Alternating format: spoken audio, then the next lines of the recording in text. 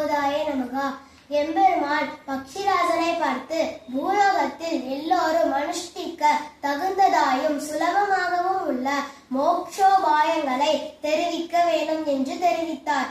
கருடாழ்வாரும் பூலோகத்தில் உள்ள ஸ்ரீதன்விபுரம் என்னும் ஸ்ரீவில்லிபுத்தூரில் முகுந்தார் பதுமை என்னும் பிராமண தம்பதிகளுக்கு கலி பிறந்து 46ஆம் ஆண்டு குரோதன வருஷம் உத்தராயணம் கிரீஷ்ம ரிது மிதுன மாதம் ஆனி தேதி 9 ஞாயிற்றுக்கிழமை சுக்லபக்ஷ தசமி சுவாதி நட்சத்திரத்தில் 5வது குமாரனாக பிறந்தார். அவர்கள் அந்த குழந்தைக்கு விஷ்ணு சித்தர் என்னும் பெயரை சூட்டினார்கள். அந்த குழந்தை மிகவும் எம்பெருமானிடம் பக்தியிலே மூழ்கியிருந்தார்.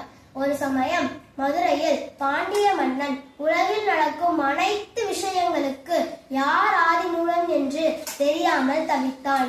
அந்த மன்னன், என்னுடைய சஞ்சலத்தை யார் நிவர்த்தி செய்கிறார்களோ அவர்களுக்கு பொற்கிளி அளிக்கிறேன் என்று தெரிவித்தார். யாருடைய சொல்லும் தீர்வாக அமையவில்லை. அந்த சமயத்தில் விஷ்ணு சித்தர் அங்கே சென்றார். எல்லாம் எம்பெருமான் நாராயணன் என்று பரதர்த்த நிர்ணயம் செய்தார். அவர் சொன்னதும் அந்த பொற்கிளி அவரிடம் சாய்ந்தது. மன்னன் மிகவும் சந்தோஷம் அடைந்தார். எம்பெருமானும் மிகுந்த சந்தோஷத்துடன் ஸ்ரீதேவி பூதேவி சமேதனாக சேவை சாதித்தார். எம்பெருமான் விஷ்ணு சித்தரை பார்த்து பெரியாழ்வாரே என்று அழைத்தார். இவரும் பெருமாளின் அழகில் மயங்கி நம் கண் பட்டு விடுமோ என்று நினைத்து எம்பெருமானுக்கே பல்லாண்டு பாடினார். அன்று முதல் அவருக்கு பெரியாழ்வார் என்னும் பெயர் ஏற்பட்டது.